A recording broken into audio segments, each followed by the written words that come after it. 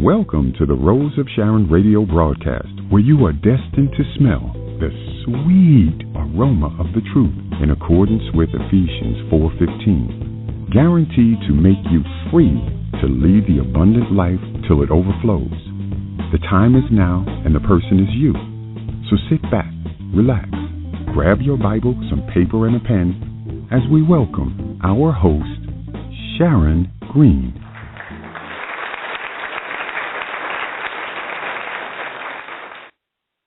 Good evening, good evening. It is that time again where we get to come together and we get to share the word and truth. This is Sharon Green, and I am your host for the Rose of Sharon show on the Survival Radio Christian Network. And with those of you, this may be your first time tuning in with us, this show is completely, totally dedicated to Ephesians 4:15, where we speak the truth in love, that we may grow in all things into him who is the head, Christ. Why? Because 1 John 4:17 tells us that love has been perfected among us in this, that we may have boldness in the day of judgment. Because as he is, so are we in this world. And so we need to know who he is, to have full understanding of who we are in him. And so we do not live not one day below our inheritance, but we rise to the occasion, for God has called us here with purpose, and his purpose shall be fulfilled in and through our lives.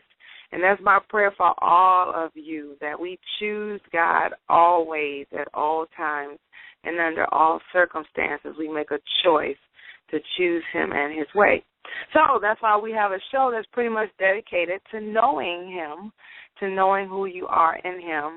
And you may not get all of the people coming in, all the guests coming in with opinions, because we take it to the word, and we want you to grow from the word and get rid of human reasoning so that we may live by faith. That's 24/7. So tonight we're going to continue on the awesome topic of accountability.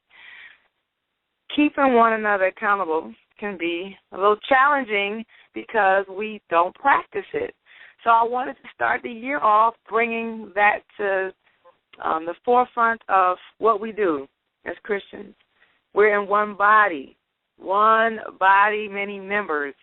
So therefore, we have to show love one toward another, and sometimes that means correction, but all the time it means growth. So even in correction, we have growth. So I'm taking a break tonight, and I have invited my awesome mentor, disciple-making, good friend, fellow soldier, servant of the Most High God, the Dr. George Johnson, Jr. He is coming on tonight, and he's actually going to teach on accountability. So you are in for a treat. Get your Bible, get a piece of paper and a pen. Be prepared to take notes, as this is truly his area. His assignment is called to teach, and he does so wonderfully. And I understand you're out there, Pastor George. Good evening. And I'm getting ready to turn everything over to you, but before you do, I'm sure we might have some folks that have never met you. If you would just give us an introduction before you get started, and I, too, am looking forward to hear all that you have to say tonight. Okay, well, thank you for having me on again. It's an honor and a privilege always to be able to be God's spokesperson, to be able to share the word of truth and the word of faith. I am George Johnson. I am 45 years old. I am married to Grace Johnson. We have been married for 25 years. We celebrated our 25th anniversary actually in Seoul, Korea. We were in Seoul, Korea. I don't know what day we got there, but we were in order to visit our oldest son, George III, who is serving in the military. He's a captain over in Korea, where I retired from after serving 22 years. But he's over there now, and he actually paid for our entire trip for 12 days. He and his little brother, Brandon Johnson, our youngest son, to fly over to Asia, and they treated us with royalty. They paid the entire trip. So you can imagine how much that cost, and but they did it debt-free. So that's a wonderful thing. Anyway, so we have two boys. Brandon, both of them graduated from Howard University right there in Washington, D.C. George graduated in 2009, and Brandon graduated in this past year in 2013. And we're soon to be to have our first daughter-in-law on April the 6th this year coming up. So we'll be going flying out to D.C. to celebrate our first daughter-in-law. Look forward to our next daughter-in-law whenever that takes place. Anyway, we're just grateful to God for what He's doing in our lives. So that's who I am. I'm here in Kansas City, Missouri. I'm an instructor over at the Faith Bible College in Independence, Missouri. I also work for a service organization, a veteran service organization. I'm not going to name the organization, but it's one of the most popular ones. Helping our veterans and their spouse and dependents get all the benefits they are entitled to. So that's what I'm doing here, and also ministering right where people are at. So that's a little bit about me. I want to get right into the Word. So may I do that, Sherry? Was that enough? Very much so. But before you start, let me personally thank Miss Grace. Thank you for allowing me to borrow your husband. Awesome gift, and your sons. And please, next time you hear from George, tell him he can adopt me too. I still love him. He can fly me over to Korea and let me hang out over there. So that's awesome. So I appreciate you have an awesome family, and I don't take it for granted that the Lord has placed you in my life. But yes, you can get ready to start. But one of the reasons I really wanted George to come back and to teach on accountability, because even though he discipled me after the fact, or pretty much as we were getting ready to, he was, I guess you can say, releasing me, he did definitely hold me accountable. I don't care, because you still have thoughts and things that you're taught, and we go into this life, and you try to apply the word like you know it as opposed to how it's really set up. And he did a phenomenal job of holding me accountable. It got to the point where I was like, okay, what did I do wrong today? What did I say wrong this time? And then eventually he said, why do you always think I say something and you was going to be, to critique or say something negative? And I had to check that, because you get that thought, too, that it's always something negative when it's not. Accountability, Christian accountability, is not to tear you down. Christian accountability is to bring your attention to what's going on so that you can fix it, and you'll have a better tomorrow without the hindrance of the past. So I'm going to be quiet.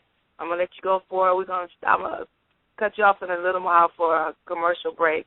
But other than that, do what you do. Thank you. All right. What Sharon is referring to is we were both stationed in Seoul, Korea. I was getting ready to retire. She was getting ready to come back to the States and go to Washington, D.C. area. But it was just a sense of urgency, because the things that were going to take place that neither one of us knew about. She was getting ready to come back to the States, thinking that she was just kind of going to go retire and just but God had another mission for her. And like I said, neither one of us knew this, but she was to deploy over to Iraq. And if you were listening in last week, see why the sense of urgency was there to get that word, to feed that word to her spirit, so that she can take that word over to Iraq and to deal with everything that they were involved with, as if you were listening in last week, which was a wonderful time of fellowship, and I really appreciate hearing those stories and reflecting back myself, when you're over the different zones, things that you do that you don't do on a normal basis when you're just kind of in peacetime and kind of in the States, getting comfortable. But I think it's a good time to always be ready to go into battle, not only the combat battle as such, but the spiritual battle that's higher than the actual physical combat. But they were talking about praying, and they were talking about how they got up early in the morning last week, talking about 5 a.m. prayer, and they were holding each other accountable to come, and it was just a wonderful time of coming together. And I wish that we can continue that zeal not only when we're in the physical combat zone, but when we also come back to the States, that we will continue with that fire. And it is something special about ministry overseas. I don't know what it is, even if it's not even the combat zone, maybe you're just deployed to someplace, but it's just something special when you got the people of God that when they come together. I don't know what it is, but that was when I was overseas in all the different places, the greatest miracles miracles are great, all of them are great, but it would seem like it was just consistent. And I think a lot of times it's got to do with, because of the overseas, a lot of the different countries there involved with different religions. You know, Christianity is not a religion, but they were involved with different religions, and they're really strong in what they believe because they've been indoctrinated into it from a child.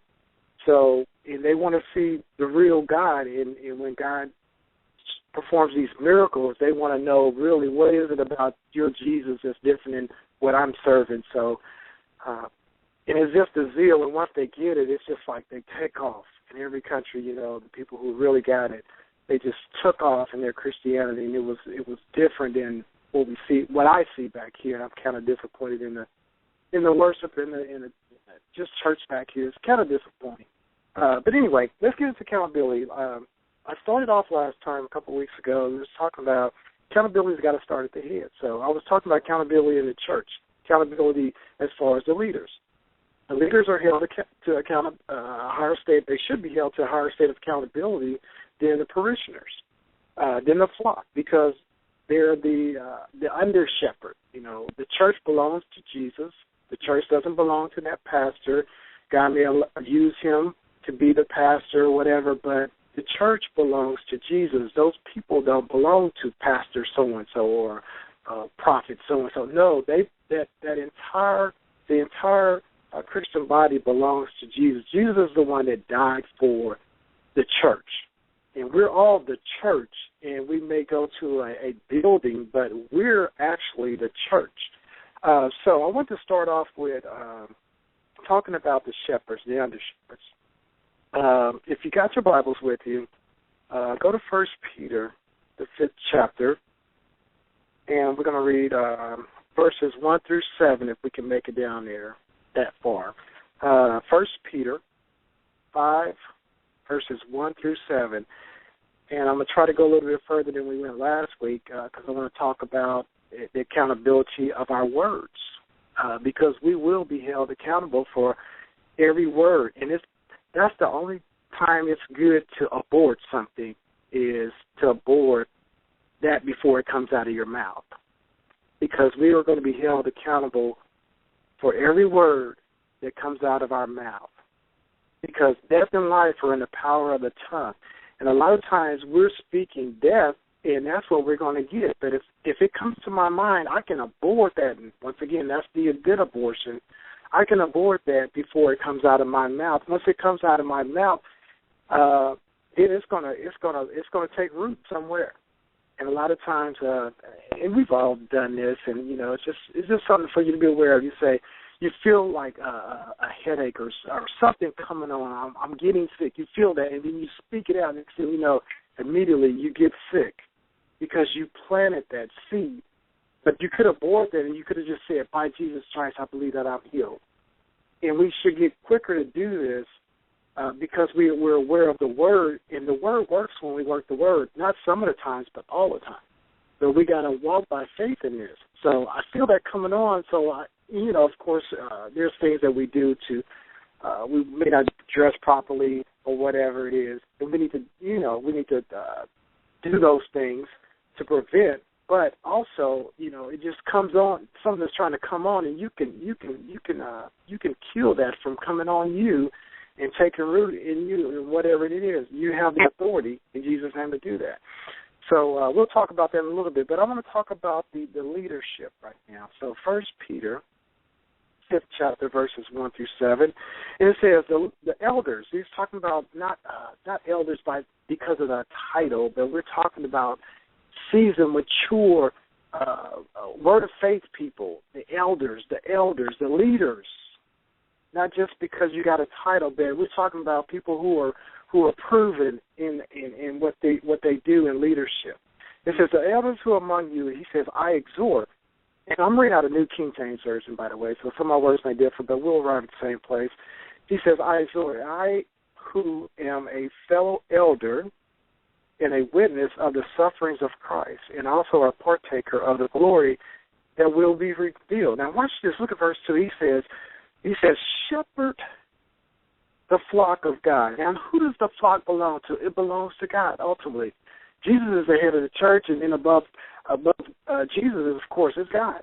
But he says, shepherd. And what does a shepherd do? A shepherd takes care of the flock. A shepherd doesn't fleece the flock. A shepherd doesn't molest or take unfair advantage of the flock, doesn't steal from the flock. A shepherd is always in a nourishing mode, is always in a providing mode, is always in a caregiver mode. And we talked about that 2 weeks ago about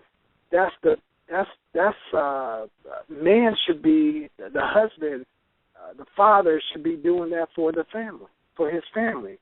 And we went to Ephesians, the 5th chapter on that last week. We may jump over there in a minute if we get a chance. But it says, of God which is among you, serving as overseers, not by compulsion, but willingly, not for dishonest gain, but eagerly. And we know here that we see a lot of this going on. We see this dishonest gain going on where people are in leadership, or they're taking the money and using it for the purpose that it shouldn't be used for. We see that all the time.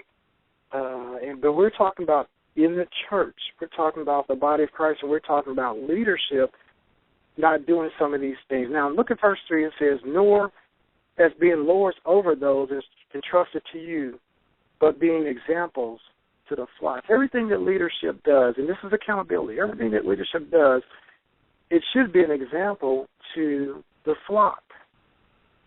Jesus, everything that he did as an example for us to follow. He's the shepherd, and we're the sheep as such, the lamb. And whenever we're in leadership, once again, we're God's representation. And he's entrusted, the people into our care, not to fleece them, not to take unfair advantage of them, not to be about dishonest gain, but to do it because God has entrusted the people into our care so that we can provide, caregive, and take care of them. And then it goes on to say, look at verse 4. And when the chief shepherd, that's Jesus, appears, you will receive the crown of glory that does not fade away. There are several crowns. This crown right here, I believe, is talking in particular to pastors. And I got to start with the pastors because they're the ones that are they got to be held to a higher state of accountability because, once again, they're the under-shepherds. They're the ones that God entrusts them with this group of people or whatever it is to be able to take care of them, to be able to feed them with the word of God. And he says, and when the chief shepherd appears, you will receive the crown of glory that does not fade away. I think that's pretty awesome. Then it goes on to say, and this is accountability here as well for the people who are under leadership. Now, we got the leaders, what they're supposed to be doing, particularly the head pastor. And, of course, you got to have branches out because if you got a ministry, you got 20,000 people in the ministry, you got to have leadership. You got to have people who's got that same vision, who's got that same heart for the people because the pastor can't do it all. He's not going to be able to go to every hospital room every time somebody is in the hospital. It's impossible. Matter of fact, I like when Jethro, Moses' father-in-law, he said, "Hey, come aside, man. You're doing too much. You got to appoint some people." And that's when he first appointed elders to take care of some of the other affairs. And then Moses was there to judge the harder things. But so you got to have that. But everybody's got to have that same vision. Everybody needs to be held accountable. One of the things that I said last week is, or 2 weeks ago, We talked about, when people are coming into leadership, ushers are leaders. All these people, the volunteer workers, from the volunteer workers to the people who are part-time to the people who are full-time on staff, they're all in leadership. And one of the things that I like, I've seen this one time, and I know there's other ministries that are doing this, but they let the people know up front, these are the things we don't tolerate. And they sign a contract. And it says on the contract, it talks about if you're in violation of these things, then just know that you could be not terminated, but you could be basically set down, and this is the set down period. It's 1 year in this particular ministry. So you're in violation of this, and you've been found guilty, not just by he say, but you've been found guilty. You got to come out of that position for at least 1 year. They never kick you out of the church or anything. Matter of fact, they want you to get restored. They want you to. It's just like when a person's in a battle and you get wounded, and you get a Purple Heart or whatever. You don't stay on the front line of the battle. You always go back to the aid station or whatever it is that they call it nowadays. But you come off the front line to get bandaged up for a while and get rehabilitated, and then to get you back out to the front line where you belong. But you don't stay out there as a wounded warrior, as a wounded soldier. You got to come off the front line, and that's the same thing in ministry. The front line, because now you need to get healed, and you need to get taken care of so that you can get restored and get back out at full strength versus going out at 50% strength. No, because you can get somebody else killed, and I use that analogy. I don't know if that makes sense to you, but if you're in the military, you probably can relate to it a little bit more. You gotta get restored. You gotta get healed, and then we're gonna send you back out. We're not gonna take you totally off the battlefield, but we're gonna bring you back so that you can get restored. And it's the same way in ministry. So you got this contract, and this is accountability piece. And nobody's running around there being a police, trying to see what so and so is, sister so and so, brother so and so. No. You got to be held accountable to God first of all, because He doesn't miss anything. And then, if you got an accountability partner, that's great. Someone that you can, that's fine. I have no problem with that. But we got to get to the higher level, because a lot of times some of us will do ministry where we can't go out in twos or whatever, for whatever reason. And I think it's a good policy for, say you got a pastor who gets called out quite a bit. I think it's a good policy for his wife to accompany him because it prevents a lot of foolishness. That's just bottom line. Whether she's the pastor or he's the pastor or whoever's going out and they're just, they're going out to speak or minister or whatever it is, it's good to have your spouse. And if they can't take care of your spouse to come, you make sure you got some funds if you're in that position to be able to take care of your spouse to go with you to prevent a lot of foolishness. So I think if we do this is an accountability piece. If we do this, a lot of ministries will stay afloat versus, this guy started off or this lady started off great, and then that open door is there because, they could have been there with them to help prevent some of the foolishness that's out there. And a lot of people are not out there trying to do wrong. And things happen and things come up. I'm not justifying it, but the reality is when you got that accountability, you're not going to be so quick to do some things if you were by yourself. So look at verse 5. 1 Peter 5 and 5. It says, likewise, you younger people, it says, submit yourselves to your elders. Everybody wants to be individuals, but it says submit yourselves to your elders, not to the point where they're your parents and you can't do anything without. No. It's talking about that submission is not a bad word, actually. It's a good word because they're looking out for you, for your soul. They're looking out for your spiritual progression. And look at this. It says, yes, all of you be submissive one to another. So not only are the elders that you're being submissive to your leadership as such, elders, it says here, that they're also being submissive to you because, say, for instance, you remember I used the story 2 weeks ago about someone I know, and they brought it to my attention just about 3 weeks ago that they were looking on Facebook and they saw this particular ministry here in Kansas City, and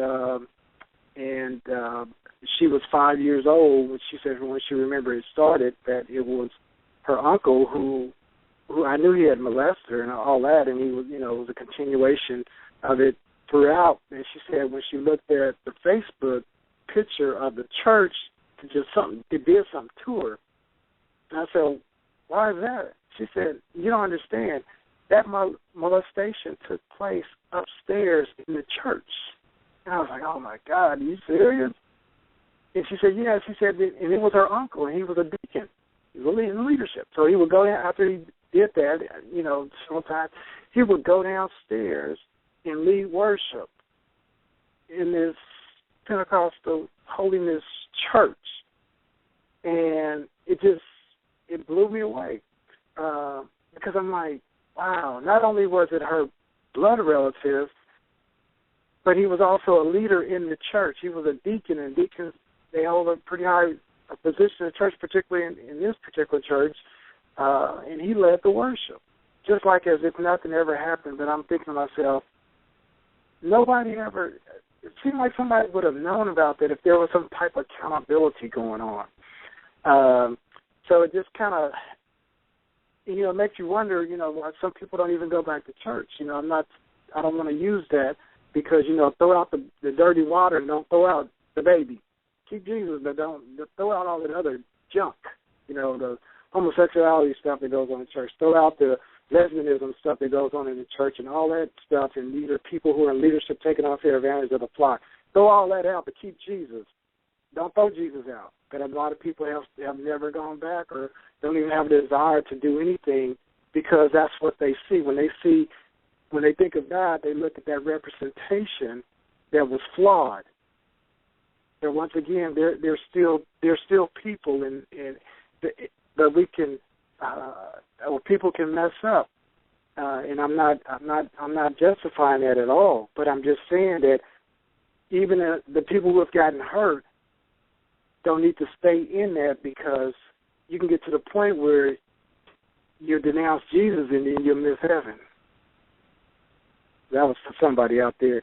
However, it's probably time for a break, Sharon. Yes. We'll get ready to go to commercial break here, and then we'll come back, and then you can pick right back up where you left off at. Okay, thank you. Attention, pastors, ministry leaders, and nonprofits. Did you know that most leaders cannot describe their ideal leadership environment?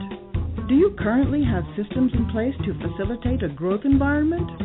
Imagine having a ministry or organization with the tools and strategies that are guaranteed to improve leadership awareness in your staff and volunteers. Stop and imagine no longer. Alley Thieves Consulting Group was established just for you, those who dare to lead from the inside out. Allow the Truth Alley Thieves leadership to meet your training, speaking, and coaching needs at www.alleythievesconsultinggroup.com. That's ALETHES consultinggroup.com, or give us a call at 240-245-0503, or email us at alleythievesleader@gmail.com. That's ALETHES leader@gmail.com. Are you looking for a book that will uplift, inspire, and motivate you to pursue your God-given purpose? Do you need to hear testimonies of how others overcame to be triumphant? Are you searching for a guide to spiritual maturity? Or perhaps you'd like that perfect gift for a friend? The Survival Radio Christian Network has just the thing for you. Let Me Testify, Messages of Triumph, Purpose, and Survival is a brand new anthology from the hosts of this great network. Order your copy of Let Me Testify today at www.survivalradiochristiannetwork.com. That's www.survivalradiochristiannetwork.com. Read, receive, and be blessed. Today might be the day I drop out of school. But you might be able to stop me. With United Way, you could tutor me. be my mentor, or volunteer to just read with me. There are tons of ways people like you can help kids like me stay in school. Make me a success, not a statistic. Take the pledge to volunteer now at unitedway.org. Brought to you by United Way and the Ad Council.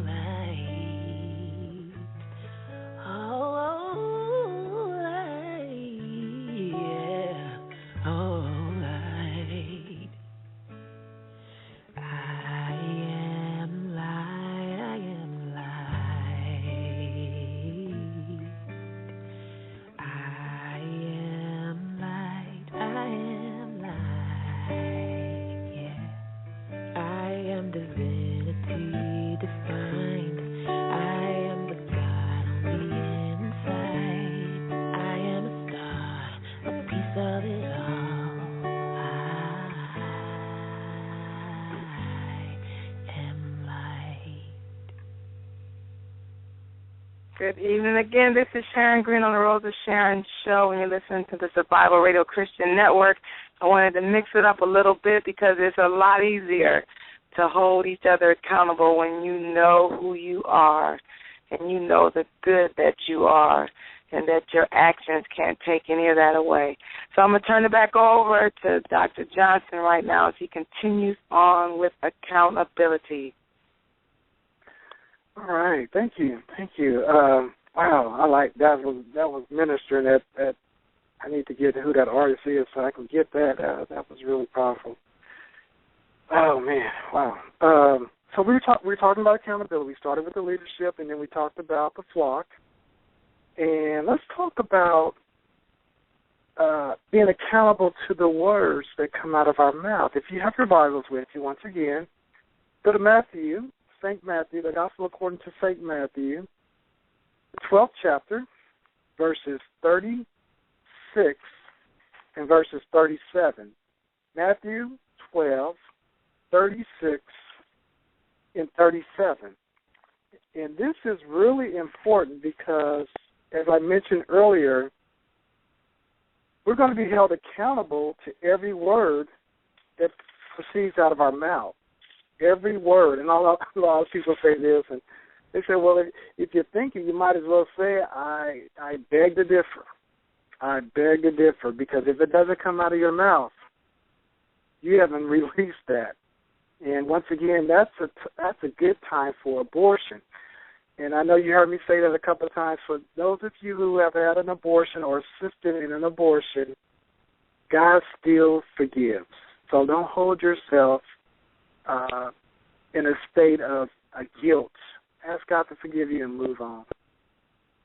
Ask God to forgive you and move on, because a lot of times we will hold ourselves to that guilt for many years and thinking that God is punishing you because you can't have a child or whatever. When you ask God to forgive you, He remembers it no more. Forgive yourself and move on in Jesus' name. Amen. Somebody needed to hear that. Somebody been in bondage for many years because of that abortion that they had. For whatever reason, you need to ask God to forgive you, and then you need to forgive yourself, and you need to remember it no more and move forward in Jesus' name. Now, Matthew, the 12th chapter, verse 36 through 37. The reason I say that also is this week I was confronted a person who I led to the Lord about 15 years ago at Fort Bragg. A young lady, she also still in the military actually, and I was led to send her a text and just say, hey, how you doing? I haven't heard from you in a long time. You were just been on my heart. And then the person texted me back and said, I need to talk to you ASAP. The person had gone through a divorce 3 years ago, and it was a messy divorce, whatnot, and then she said she was celibate for the last 3 years. And just a couple months ago, she ran into an old high school friend, and they hooked up. And she said, I'm pregnant, but I can't have this baby. I can't have this baby. She already she's got a teenager. She's not married anymore, and now she's been confronted with a brand new baby. And now she's got to make a decision on what to do. And so she was asking me, and of course, I always revert back to the word, but I know this is a hurtful time for her, so I'd be very delicate. And I was coming home from a hard day, and I was like, oh, my goodness. And then at the same time, my sister texted me, asked me to go to the hospital because two gentlemen had gotten killed, and then the other guy, he was in the hospital, the bullet's still in his head, right? And all this is like all together, and it's like, oh my goodness. But I was thanking God that He gives us strength to do what we got to do in ministry, and and just keep going on. But so she's crying, and because I haven't seen her in many years. But time to time, I'll email or text just to see how she's doing in her Christian growth, and everything been going fine. She's still moving up in the military and bought a home and a lot of different things. But she said this happened, and she said, and I said, well, have you prayed about it? And she said yes. She said that God is not going to answer. He's not going to tell me to kill this baby. So she already had her answer. I didn't have to say anything, but she already knew. She already knew that she was confronted with this, and now she's got to make a choice. And but I know where I stand. But everybody's got to make their own choices. Everybody's making their choices. But I'm going to give you what I believe is the Word of God. And then she said, if I can't do this because the guilt that will be on me.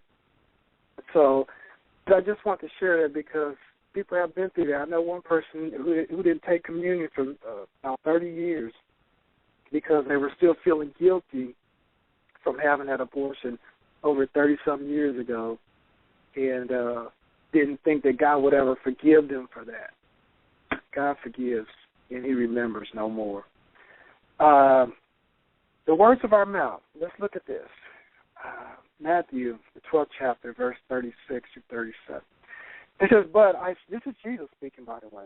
It says, but I say to you that for every idle word men may speak, they will give account of it in the day of judgment.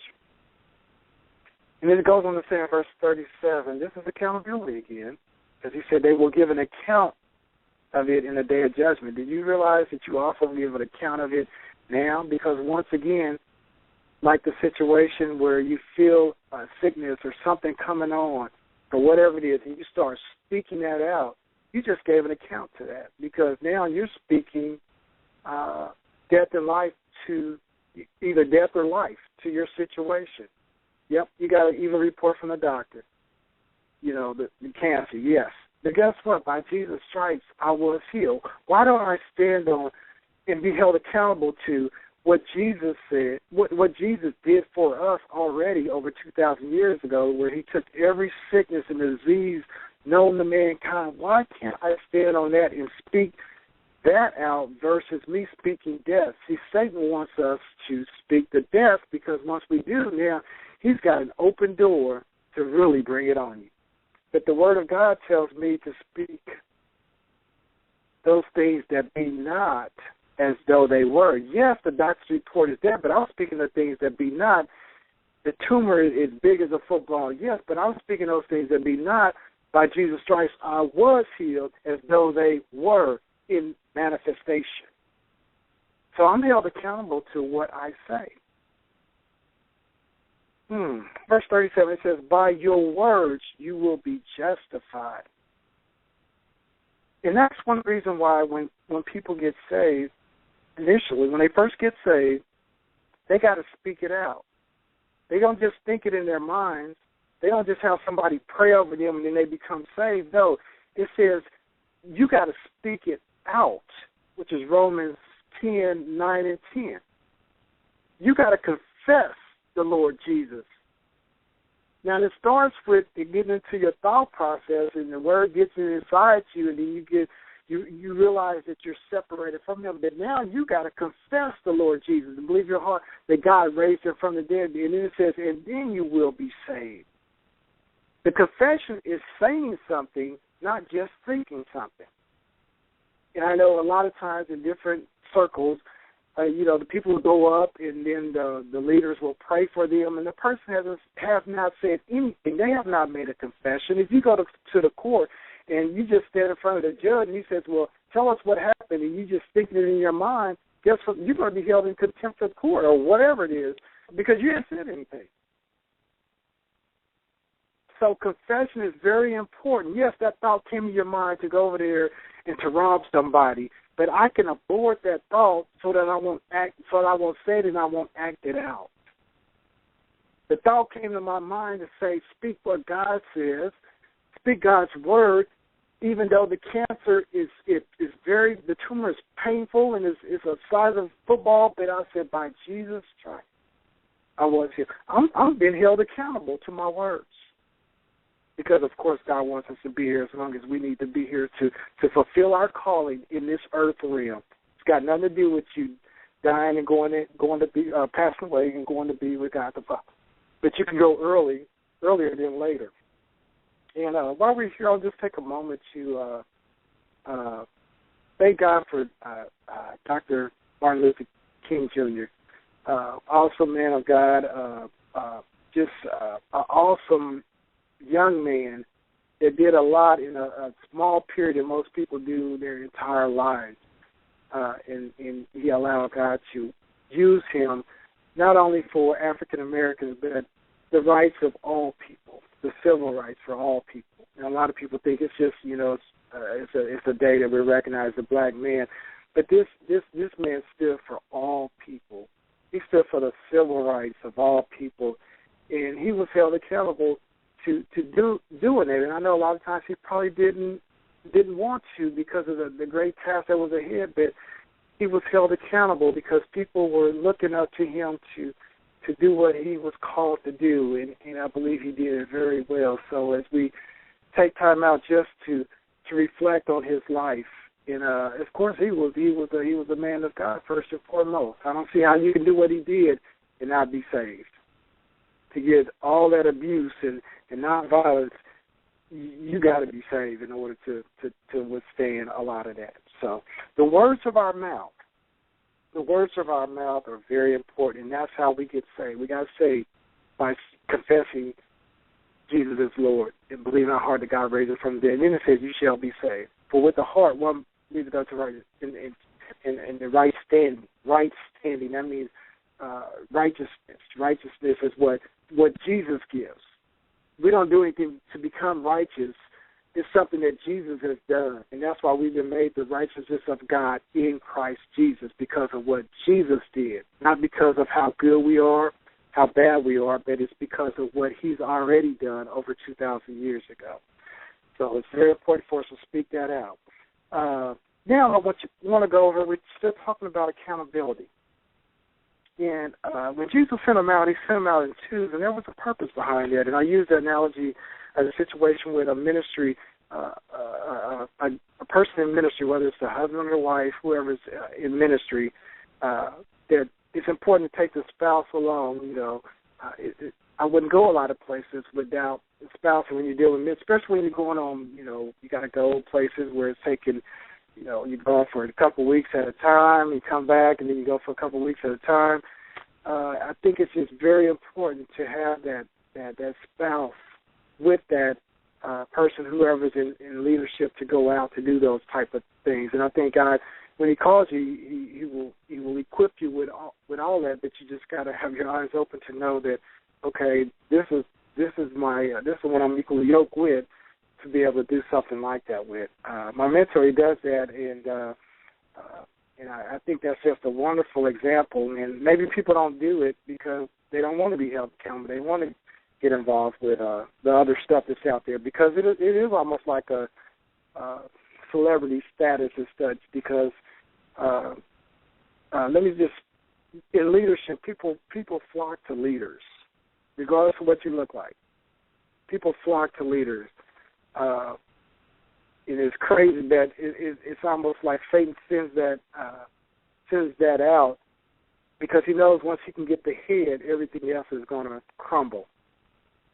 So just be careful with that. If you're in leadership and you're traveling around to do ministry, just be careful with that, because Satan, he is looking to get that ministry that God has called you to. And we got to be wiser than him. We got to know his tactics. We got to study him so much. We know his moves, all his moves, because he doesn't change anything. He just disguises it a little bit different. But he does the same thing. He comes to steal, kill, and destroy. That has never changed. He started in the Garden of Eden with Adam and Eve, where, you know, he couldn't get Adam directly, his wife. Now, Adam was still the leader, and God went to Adam. As you can read that, everybody reads that. He didn't go to Eve directly. He went to Adam because he gave the mandate to the man. And it was the man's responsibility to take care, provide, and protect. And that's why he went to Adam. And he was accountable to God for that. But he couldn't get to Adam directly, so he went through his wife, Eve, in the garden. And it's just so important for us to be with one accord, so that we can be about God's business. And, of course, he's going to come at the family unit first. He's going to come at that husband and wife team first, especially when he knows a little bit about your assignment. He's always going to come at that husband, because if he can get that home life, then when you're going out to minister, you're all messed up and you can't minister at the highest level. That if you got your accountability partner there with you, your spouse, one can put 1,000 to flight, and it says 2 flight, and see, Satan doesn't want that, so he's always trying to come. He's never let up on the marriage. He's never let up on that. And it may look like it's it's higher now, but he's never let up on that. He went at the people who knew no sin. They weren't born into sin like we were born into sin. They were born the righteousness. They were the righteousness. They hadn't sinned. They sinned after they came into, but we were born into this situation, into a separated state from God because of what Adam did, because of the course of action that he took. And now we had to be born this way. But we're held accountable for our actions. And it's so important because our kids are watching us. The neighbors are watching us, especially when they know that when you're saved, whether you're in ministry or not. People are watching. You're on your job. They hold you accountable more so than your brothers and sisters do, because they may, they can do all the foolishness, and as soon as you do something that's it may be so minute, they'll be like, "Oh, look at you! You're supposed to be saved." They're holding you accountable. But so it's important for us to live the holy lifestyle, and of course, we can live fail-proof lives. We just got to be on guard. I was talking about the words. Going back to the words, it's so easy to start saying what the world says. How many people start saying what the world said in 2008 when the economy looked like it was just upside down, it's just going crazy, and a lot of people were pulling their money out of different investments because they were just scared. And now that I look back, I was looking at something the other night, and I was saying, man, if the believers really were had get into a position of being debt free, that was the time to buy some things in the stocks, because the prices were low. And then now look at the prices now. Look at some of the things. I looked at something the other day, and it jumped within a year, it jumped 40 cents a share. And just think, if you would have bought when it was $12 a share, now it's I'm looking at it now, and it's $70 a share for what it was back in 2008. How much more money you have to be able to be a blessing to the kingdom of God, or to be able to get debt free? That we're held accountable to not jump off and do what the world is doing, because we live in this world, but we're not of this world. This is temporary, and our kingdom is above this. So we're here on a mission, and we're to be held accountable. And like I said, I want to sum it up where it starts with the leadership. Everything rises and falls on leadership, and then it also the flock that is under the under shepherd.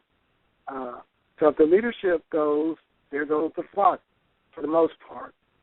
And then we also talked about being accountable to the words that come out of our mouths. It's so important to tell your children that, I love you. It's so important to tell your children that even if they're not operating in their optimum position in life, you still want to build them up by speaking words of life into their lives. Because if you start telling them you're no good, you'll be like your no good daddy and all your no good mama and all that, your crackhead daddy, your crackhead mama. Eventually that child is going to receive that and start doing those things. Before I leave, there was, once again, I talked about the gentleman that got killed this week. Over less than 2 years ago, we buried his dad that got killed. And, I remember talking to this young man and just talking to him about life and, going down the straight and narrow, and probably bury him this week sometime. And he's still, he's in his 30s and got a couple of kids, I believe. And it was just yesterday, I remember talking to him right there after the funeral of his dad. And it just kind of saddened my heart because, he doesn't have another chance. He doesn't have a chance to be a father to those children anymore. And, it's just amazing to me that we got, once again, all these churches and in the area, almost every block, and we still got one of the highest crime rates in the nation. So anyway, Sherry, I am not finished, but I need to stop for now. You have a question. You have Yes. a question from Rosie. She has a question about under shepherds. So if you're on, you can put on, ask your question. Y'all can do that, and we got like 5 minutes to go. So if we can hurry up and answer her question, and then you don't get off that easy. But good stuff. Rosie, are you out there? Hi, I am. Can you hear me? Yes. Okay, wonderful. Hello, Dr. Johnson. How are you? Hey, girl. Hey, I have a question. We have just appointed leaders for 2014 in the church in which I fellowship with. And one of the leaders... Rosie?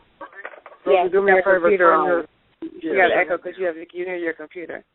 Okay, is this better? Yes, that's better. Okay, great. One of the leaders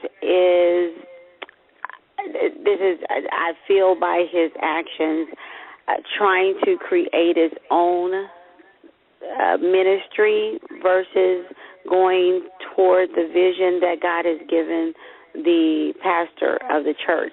And my reason for feeling that way is because he's constantly not listening to the messages, nor is he engaged in the prayers. He has his own thing going on. I have addressed the pastor with my concerns that I feel like he's trying to start something on his own. And the more I look at it and listen to some of his background, because I'm not familiar with his leader, but he has some things in his past dealing with the murder of one of his parents, and I don't think he really has dealt with it, but he's trying to create his own ministry. How do you tell an under shepherd to watch or be careful when you have leaders that have been appointed by not just the pastor, but we have a conference that chooses, and a board that chooses our leaders? How do you tell them to be careful that a leader is trying to create their own ministry that doesn't line up with the ministry or vision God's given the under shepherd? Yes, real quick, 2 things. First of all, the Bible tells us to pray for our leaders, those who are in position of authority. That comes out of 1 Timothy, the 2nd chapter, verses 1 through about 7. That's number one thing you want to do, so that they can hear from Holy Spirit on what to do and what to look out for. But it's also a job of the parishioners to let the leadership know when things like that are going on. So you just need to go to the leadership, let them know what you see, make sure you got your facts, and then leave it there. Okay. All right. Well, God bless you, and thank you for the answer. You're welcome. Does that help? It does. It's what I've done, and I just continue to see the same pattern. When we're in worship and when the Word of God is being brought, this particular leader is outside of the church doors, either in his car or walking and talking with someone up and down the street versus inviting that person in to hear the Word of God.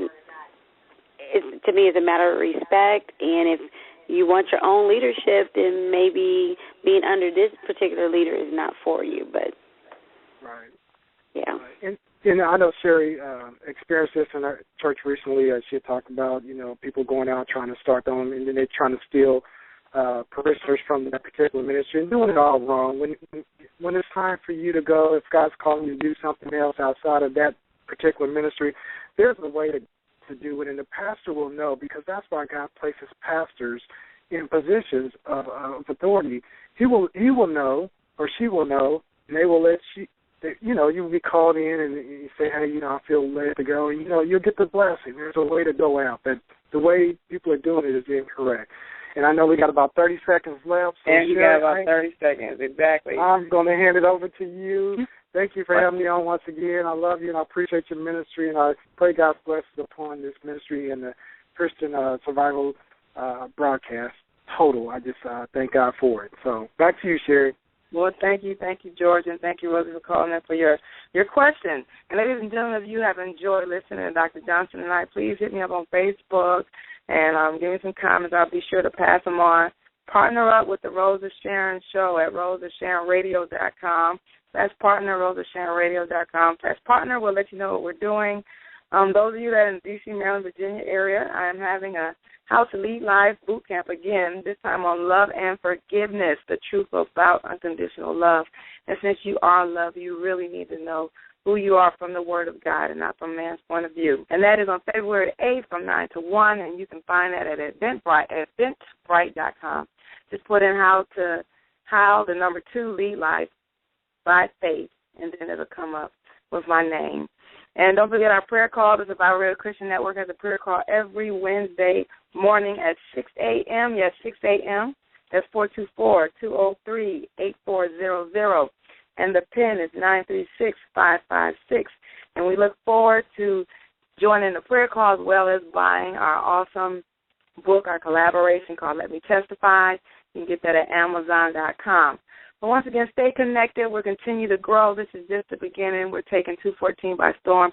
We have to hold each other accountable and have a great expectation in the things of God because, ladies and gentlemen, it has to get better. It has to get better. He has so much planned for us, and so have a great expectation of that. Thanks again, George. Thank you. Love you so much, and thank you all for spending your evening with me.